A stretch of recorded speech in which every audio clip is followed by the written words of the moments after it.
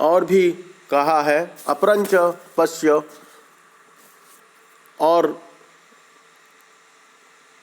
कबूतर और पक्ष चित्रग्रीव जो है अपने यश की रक्षा के लिए, शरीर अपने मित्रों के लिए, अपने प्राण न्यौछावर करने के लिए भी उद्यत है और इसको भी सही मानता है।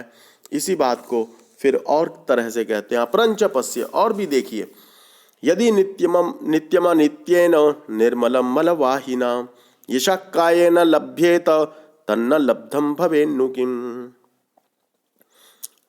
यदि अनित्येन मलवाहिना कायेन नित्यम निर्मलम यशः लभ्येत। अब ये तो सौदेबाजी है, कौन किससे क्या लेता है। यहां अनित्य जो विनाशशील है, अनित्य है, नष्ट होने वाला है और मल को ही वहन करने वाला है, ऐसे इस शरीर से नित्यम, इस शरीर के द्वारा नित्य, शाश्वत, सदैव रहने वाला, कभी ना नष्ट होने वाला निर्मलम यशः, निर्मल यश यदि प्राप्त होता है, लभ्ये तो नु तत्किम न लब्धम न भवे, तो इस शरीर के बदले में निर्मल यश प्राप्त करके मुझे क्या नहीं प्राप्त हो जाएगा। अर्थात वह सब कुछ प्राप्त हो गया, मुझे प्राप्त हुआ, समझ लेना तुम मुझे कि मेरा यश ही सबसे बड़ा तत्व है, द्रव्य है, पदार्थ है। यदि अनित्य तथा मल मूत्रादि से पूरित शरीर से नित्य निर्मल यश प्राप्त हो सके तो क्या प्राप्त नहीं हो गया। अर्थात सब कुछ ही प्राप्त हुआ समझना चाहिए। यतः क्योंकि शरीरस्य गुणानांच दूरमत्यन्तमन्तरं शरीरं क्षण विध्वंसी कल्पान्तस्थायिनो गुणा। शरीरस्य गुणानां च अंतरम अत्यंतम दूरम भवति। शरीर के जो गुण हैं, गुणानां च अंतरम अत्यंतम दूरम। गुण क्या है? दया है, विनय है, धर्म आदि जो गुणों में बहुत अधिक विभेद नहीं है, होता है, विभेद होता है, तो शरीर तो क्षण भंगुर है, एक क्षण में ही नष्ट होने वाला है, परंतु गुण महाप्रलय तक, प्रलय पर्यंत तक रहने वाले होते हैं। अर्थात मानवीय जो सद्गुणों की स्थिति है वो चिरस्थायी होती है, पर मानव शरीर क्षण भंगुर होता है। अतः शरीर की अपेक्षा गुणों का ही विशेष महत्व होता है।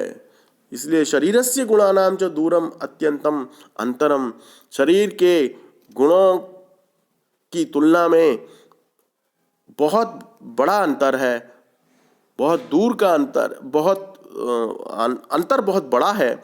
शरीरम क्षण विध्वंसी भवति, शरीर क्षण में नष्ट होने वाला है। गुणा तो कल्पांत स्थायी न भवंती, और गुण जो हैं वो युग युगों तक स्थायी रहते हैं, वह बहुत लंबे समय तक जाने जाते हैं, पहचाने जाते हैं। आज भी हम भगवान श्री रामचंद्र जी को याद करते हैं, आज भी हम हरिश्चंद्र जी को याद करते हैं, आज भी हम ध्रुव को याद करते हैं, आज भी हम प्रहलाद को याद करते हैं। इन सबके पीछे उनका शरीर नहीं बल्कि यश ही कार्य करता है। इसलिए शरीर के गुणों, शरीर के स्थान पर गुणों की जो महत्ता है वह अधिक है, क्योंकि गुण स्थायी रहते हैं और शरीर अस्थाई है, क्षणभंगुर है, नष्ट होने वाला है इत्यादि। उसने ये बात कही। किसने कही? चित्रग्रीव ने कही। इत्याकर्ण्य हिरण्यकः प्रहृष्ट मनाः पुलकितः सन् अब्रवीत्। इत्याकर्ण्य हिरण्यकः, असल में दोनों एक दूसरे की मित्रता में कितना भाव है अपने मित्रों के प्रति, ये जान करके ही वह उद्यत हुआ है। चित्रग्रीव को जब उसने अपने मित्रों को आश्रित जान करके और अपने प्राणों को न्यौछावर करने के लिए भी उद्यत समझा और अपने पाशों को न कटवाकर इनके पाशों को कटवाने के लिए वह तत्पर हो गया, तब इत्याकर्ण्य यह सुनकर हिरण्यकः प्रहृष्ट मनाः पुलकितः सन् अब्रवीत्। हिरण्यक बड़े प्रसन्न मन से पुलकित होकर होता हुआ अब्रवीत, बोला, साधु मित्र साधु, बहुत अच्छा बहुत अच्छा। आपकी बातें सुनकर अपने मित्रों के प्रति आपका जो कर्तव्य है, आप अपने मित्रों को अपने प्राणों की रक्षा कर, प्राणों की आहुति देकर के भी उनकी रक्षा करने में समुद्यत हैं, ये बात मुझे बहुत अच्छी लगी। तो इसलिए तुम बहुत अच्छे हो। अनेन आश्रित वात्सल्येन, इस शरणागत वत्सलता से, त्रैलोक्यस्यापि प्रभुत्वम, तीनों लोकों का प्रभुत्व भी त्वयि युज्यते, प्रभुत्वम त्वयि युज्यते, प्रभुत्व तुम्हें प्राप्त होगा, तुम्हें उससे जुड़ गए हो। एवं मुक्त्वा तेन सर्वेषां कपोतानां बंधनानि छिन्नानि। इस प्रकार हिरण्यक ने अपने दांतों से सारे कबूतरों के बंधनों को काट दिया। ततो हिरण्यकः सर्वान् सादरं संपूज्याः। तब हिरण्यक सभी का आदर पूर्वक उनका सम्मान करके बोला, सखे चित्रग्रीवो, मित्र चित्रग्रीव, सर्वथा अत्र जाल बंधन विधौ दोषम आशंक्य आत्मनि अवज्ञा न कर्तव्या। सर्वथा, सदैव, हमेशा, आत्मबंधन, जाल बंधन विधौ दोषम आशंक्य है, इस जाल में बंधने के कार्य के विषय में आत्मनि अवज्ञा, अपनी आत्मा की, अपने आप को दुत्कारना, धिक्कारना और उसको बुरा भला कहने की जरूरत नहीं है, उससे घृणा करने की जरूरत नहीं है। अर्थात यह सुनकर हिरण्यक ने प्रसन्न मन तथा पुलकित होकर कहा, बहुत अच्छा मित्र, बहुत अच्छा बहुत अच्छा। तुम्हारे इस आश्रितों पर स्नेह भाव से तीनों लोकों की प्रभुता भी तुम्हारे लिए उचित है। अर्थात जो तुमने अपने आश्रितों पर ऐसा स्नेह भाव दिखाया है, इससे सिद्ध होता है कि तुम तीनों लोकों के राजा होने योग्य हो। ऐसा कहकर उसने सब कबूतरों के बंधनों को काट दिया।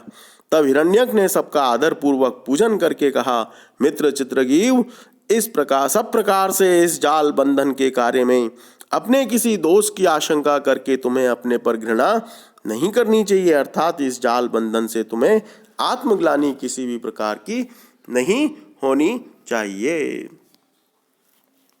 यतः, क्योंकि योधिकाद योजन शतात् पश्यति यह मिशम खगः, स एव प्राप्त कालस्तु पाशबंधम न पश्यति।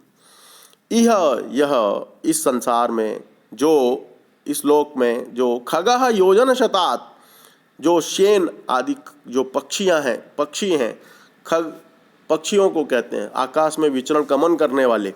योजन शतात् अधिकम, 100 योजन से भी अधिक दूरी से भी, आमिषम, मांस के टुकड़ों को, पश्यति, देख लेते हैं, सएव प्राप्त कालः, और जैसे ही उनकी मृत्यु का काल निश्चित आता है, निकट आता है, तब तू पाशबंधम न पश्यति, फिर वो बंधन वाले जो पाश हैं, बांधने वाले जो पाश हैं, उनको भी नहीं देख पाते हैं। अपरंच, और भी कहा है, शशि दिवाकरयोर्ग्रह पीडनम गजभुजंगमयोरपि बंधनम मतिमतांच विलोक्य दरिद्रतां विधिरहो बलवानिति में मति। शशि दिवाकरयोर ग्रह पीडनम, सूर्य और चंद्र को भी राहु और ग्रहों से पीड़ित होना पड़ता है। अर्थात जब सूर्य ग्रहण होता है, चंद्र ग्रहण होता है, तो इसको ग्रह पीड़ा माना जाता है। गज भुजंगमयोरपि बंधनम, और बड़े से बड़े हाथियों को भी बांध लिया जाता है, और सर्पों के दांत को तोड़ करके उनसे मनमानी तरह से व्यवहार किया जाता है। मति मतांच विलोक्य दरिद्रताम, और बुद्धिमान लोगों की दरिद्रता को देख करके भी ये समझ में आता है, जबकि बुद्धिमान व्यक्तियों के पास तो पर्याप्त पैसा और धन समृद्धि होनी चाहिए, लेकिन उनकी दरिद्रता को देखकर लगता है इस संसार में विधि रहो बलवानिति में मति। जो नियति है, जो भाग्य है, जो विधाता ने लिख दिया है, वह ही सबसे अधिक बलवान है, ऐसा मेरा निश्चित मत है। इसमें किसी भी प्रकार का मुझे कोई संदेह नहीं है।